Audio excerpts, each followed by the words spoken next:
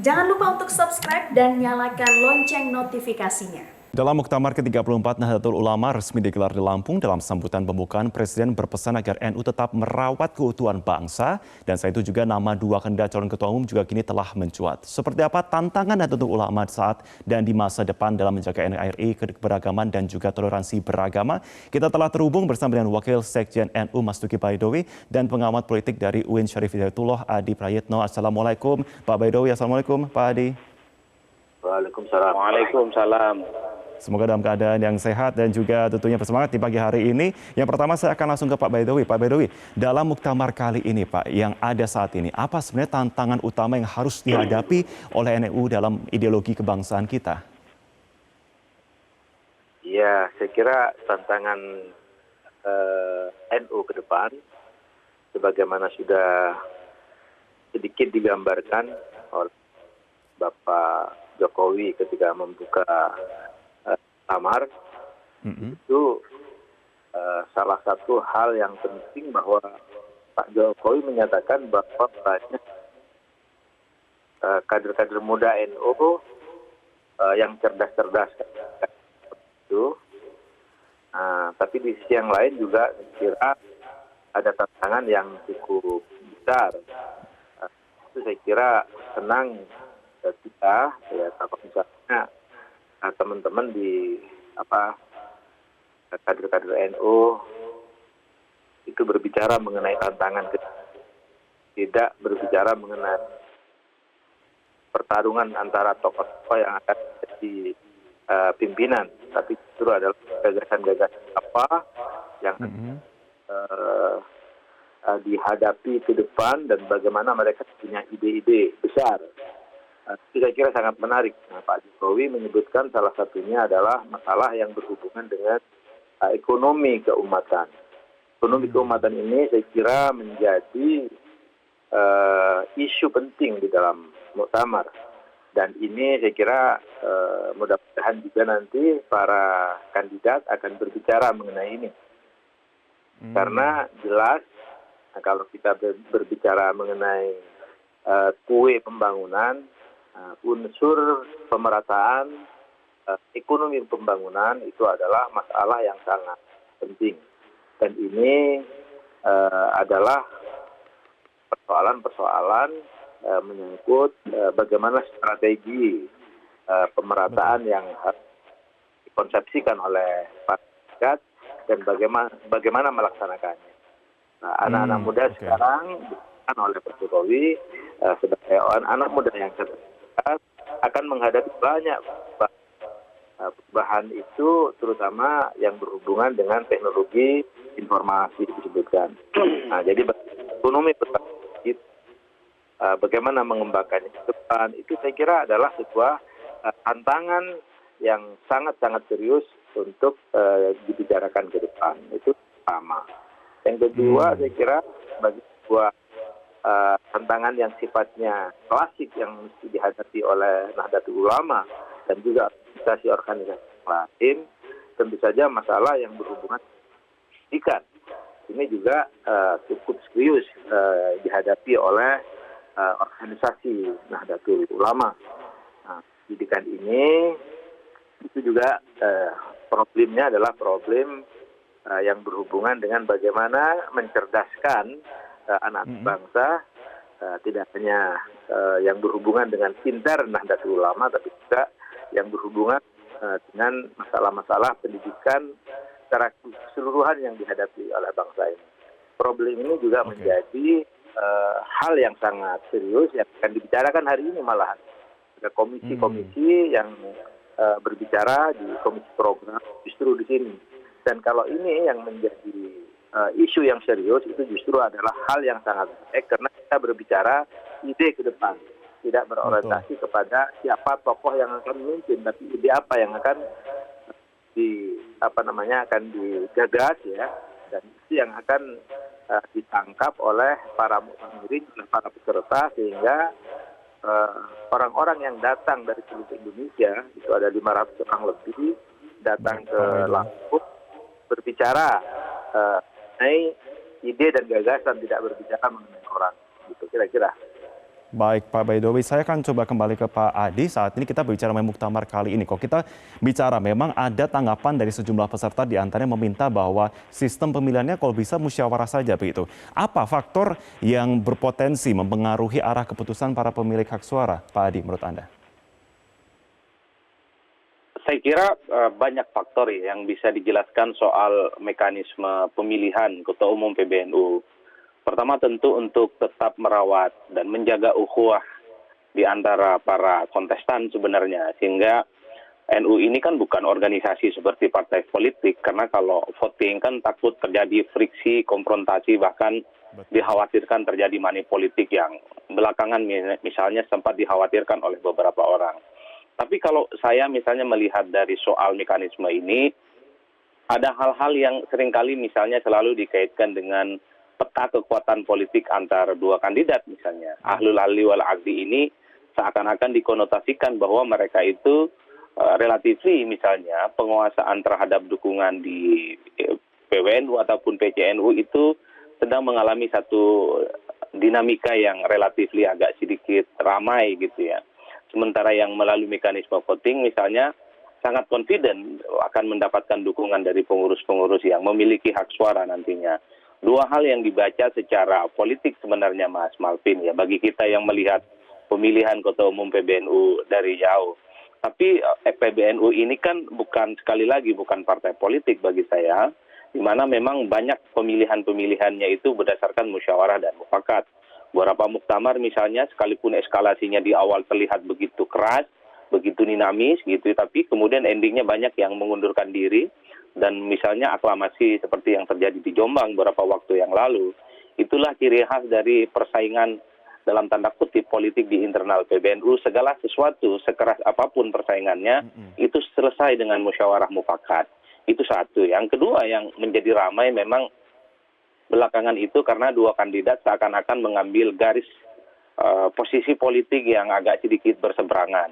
Kalau Kiai Said misalnya selalu dikonotasikan bagaimana NU begitu dekat dengan kekuasaan politik, sementara Gus Yahya misalnya mencoba untuk menarik urusan NU ini bukan persoalan politik, bahkan dijauhkan dari unsur politik. Nah bagi saya justru kalau NU dijauhkan dari politik jangan, karena NU yang memiliki wawasan kebangsaan moderat itu justru harus begitu banyak misalnya memasukkan kader-kader terbaiknya di unsur-unsur kekuasaan, sehingga antara pemikiran keislaman dan keindonesiaan itu tidak dipertentangkan. Seperti varian-varian kelompok-kelompok keagamaan yang belakangan ini cukup mengancam bagi saya. Hanya kepada NU lah kita berharap bahwa wawasan kebangsaan kita, keislaman kita tidak lagi selalu dihadap-hadapkan. Inilah yang saya kira harapan besar Presiden Jokowi dalam sambutannya, bahwa NU harus tetap menjadi pelopor terdepan, mengada kepada seluruh umat, di mana Islam, di mana negara, di mana NKRI dan Pancasila itu bisa sinergis, bukan hal-hal yang selalu ditabrak-tabrakan. Satu portofolio politik yang mestinya harapan terbesar umat Islam, harapan terbesar bangsa ini termasuk Presiden, supaya NU memang tidak menjauhkan diri dari unsur-unsur politik.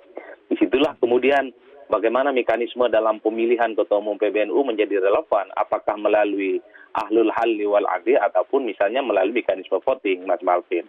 Itu kan cuma mekanisme akhir. Oke, Pak Baidowi, bagaimana tadi pandangan dari Pak Adi mengenai tentunya saat ini juga tidak bisa dipisahkan begitu ya ketika kemudian bisa masuk begitu kepada politik ataupun juga beberapa tantangan-tantangan lainnya. Menurut Anda bagaimana? Tentunya dengan melihat dua kandidat saat ini pun yang digadang-gadang memiliki peluang yang kuat. Ya, dua kandidat saat ini tidak ada problem hal yang berhubungan dengan ide-ide dasar mengenai hubungan negara ya. Kira baik Kiai Said Agil Siraj ya, sebagai salah satu kandidat, Gus Yahya, bahkan juga terakhir itu ada muncul nama Kiai Said Ali ya. Itu juga ketiga-tiganya itu adalah kader-kader yang sebenarnya dalam konteks seperti apa yang dibicarakan oleh Pak Jokowi, bahwa NU itu diharapkan menjadi salah satu pilar bangsa dan keagamaan yang handal, itu tidak ada problem di masing-masing kandidat saya kira. itu tentu saja pasti akan dilaksanakan sekuat apapun dari masing mereka menghadapi tantangan-tantangan ke depan, baik yang berhubungan dengan masalah-masalah ideologi ataupun yang berhubungan dengan masalah-masalah pemahaman-pemahaman keagamaan dan yang lain-lain. Itu saya kira nggak ada masalah. Tetapi yang terpenting di kita sebenarnya di Muktamar bagaimana agar Muktamar ini bisa berjalan dengan lancar, dan semalam alhamdulillah baru sampai kepada pengesahan tata tertib ya, tertib Muktamar, dan lumayan cukup alot rupanya yang tadi dibicarakan akan berlangsung musyawarah mufakat, langsung pemilihan secara voting, itu semuanya dibicarakan secara detail. Nah, saya kira wajar karena kita ya bicara mengenai prosedur dan tata cara bagaimana Muktamar diawali dan diakhiri justru di tata tertib semalam itulah ya kemudian disahkan bersama-sama. Ibarat gerbong rel mau jalan, ini menata relnya supaya relnya itu bagus dan kereta apinya berjalan sesuai dengan rel-rel dan data. Disitulah saya kira kita semua nanti Muktamar akan berakhir sesuai dengan jadwal. Saya kira satu adalah proses pemilihan yang sudah kita ketahui bersama, sistem formatur untuk memilih Rais Am, bahasa Arabnya Ahlul Halil. Di bahasa sederhananya adalah pemilihan dengan model formatur, di mana dalam mengusulkan 9 nama orang para ulama yang dianggap mumpuni, lalu kemudian dikumpulkan dan dipilih nanti siapa dari kelompok yang terbesar yang saya kira itu. Oke, saya akan kembali kepada Pak Ade. Pak Ade, kita melihat ada satu tantangan juga yang saat ini juga dinilai oleh sejumlah pihak masih perlu untuk dilakukan, yakni tantangan melawan radikalisme yang dinilai masih tinggi. Nah, peran NU pun juga disebut sebagai pihak yang menjadi garda utama untuk membentengi itu semuanya. Nah, bagaimana menurut Anda peran kedua kandidat menurut Anda bisa berperan di sini, peluangnya juga, dan bagaimana arah untuk kedepannya untuk benar-benar bisa sinergi terkait dengan isu ini? Ya, saya kira saya setuju dengan Pak Duki Maidawi bahwa Kiai Said ataupun Gus Yahya adalah sosok-sosok yang memiliki pemikiran yang cukup moderat, yang tidak pernah mempertentangkan misalnya antara Islam dengan Pancasila, Islam dan NKRI. Di teman-teman NU itu clear, Mas Malvin ya.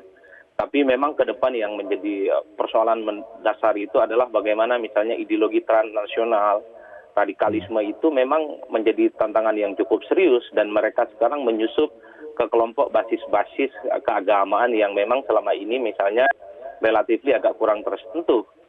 Nah, kalau saya sih dalam beberapa penelitian ada satu fenomena misalnya keagamaan kita yang disebut dengan fenomena Muslim tanpa masjid. Banyak orang sekarang belajar agama itu bukan dari masjid, bukan dari pesantren yang memang selama ini menjadi domain teman-teman NU. Orang sekarang belajar agama itu dari YouTube, dari Facebook, dari internet, dan lain-lain. Kemudian diyakini sebagai sebuah keimanan benar, dan itu selalu dihadap-hadapkan dengan suasana batin kebangsaan kita.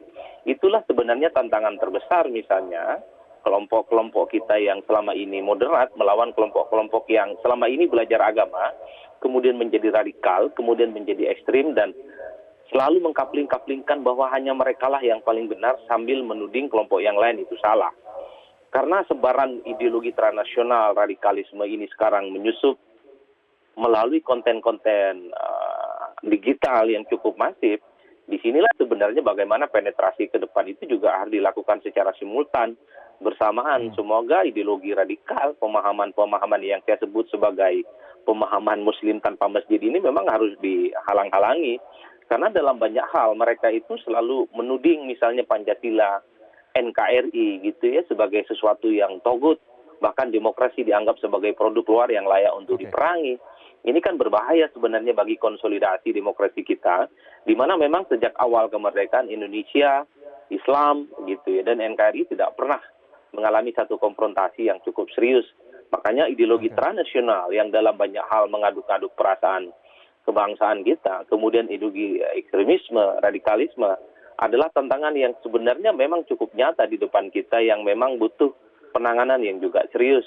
Jadi pernyataan Kiai Said beberapa waktu yang lalu misalnya bahwa basis-basis keagamaan dimanapun memang harus dikuasai, dikendalikan, dan di bawah kuasa teman-teman NU misalnya. Itu penting sebenarnya supaya menetralisir pikiran-pikiran yang radikal dan ekstrem itu, Mas Marvin. Oke.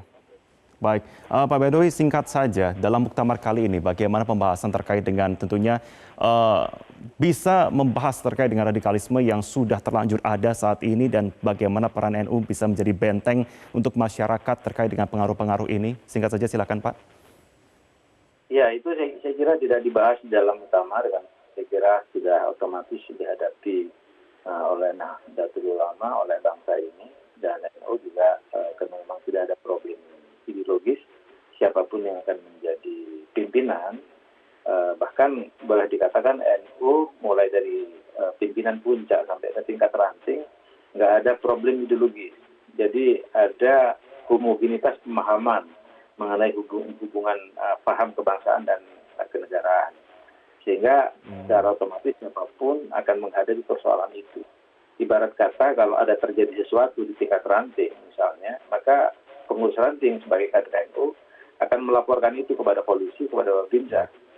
Jadi ini saya kira masalah-masalah yang memang NU sudah selesai dengan urusan itu. Tapi masalah yang lain di kelompok-kelompok yang lain memang masih persoalan. Dan itulah yang mesti kita hadapi bersama-sama. Dalam hal ini NU ikut menghadapi. Jadi NU dan negara dalam hal ini sama-sama menghadapi persoalan. Baik, kita akan nantikan bagaimana hasil muktamar kali ini. Terima kasih banyak Wakil Sekjen NU Mas Duki Baidlawi dan juga pengamat politik dari UIN Syarif Hidayatullah Adi Praitno sudah bergabung bersama kami. Selamat pagi, wassalamualaikum.